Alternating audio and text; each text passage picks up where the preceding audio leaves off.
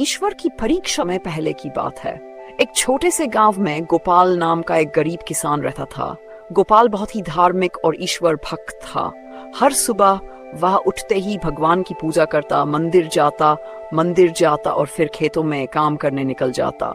हालांकि उसके पास ज्यादा धन नहीं था, लेकिन वह हमेशा संतुष्ट रहता और कहता, जो कुछ भी है वह भगवान की कृपा है। गांव के लोग उसकी आस्था पर हंसते थे और कहते, अगर भगवान सच में होते तो तुझे इतना गरीब क्यों रखते। एक साल गांव में भयानक सूखा पड़ा। खेतों में फसल नहीं हुई, नदियां सूख गई और लोगों के पास खाने को अनाज नहीं बचा। गांव वाले धीरे धीरे ईश्वर को दोष देने लगे, लेकिन गोपाल अब भी मंदिर जाता और प्रार्थना करता, हे प्रभु, आप जो भी करते हैं अच्छे के लिए ही करते हैं, मुझे आप पर विश्वास है।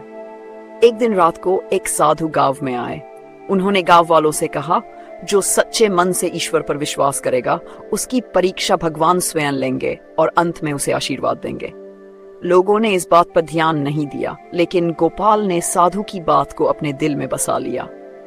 कुछ ही दिनों बाद गोपाल का आखिरी बचा हुआ अनाज भी चूहे खा गए। वह भूखा था, लेकिन फिर भी वह हर रोज मंदिर जाता रहा।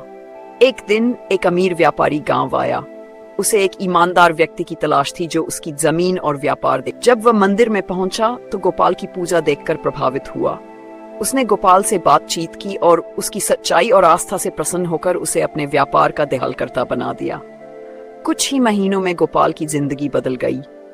अब उसके पास धन था, सम्मान था, लेकिन वह अब भी उतना ही विनम्र और ईश्वर भक्त रहा। शिक्षा, ये कहानी हमें सिखाती है कि ईश्वर अपने भक्तों की परीक्षा जरूर लेते हैं, लेकिन अंत में उनका साथ कभी नहीं छोड़ते। आस्था, धैर्य और सत्य के मार्ग पर चलने वाला व्यक्ति अंत में अवश्य सफल होता।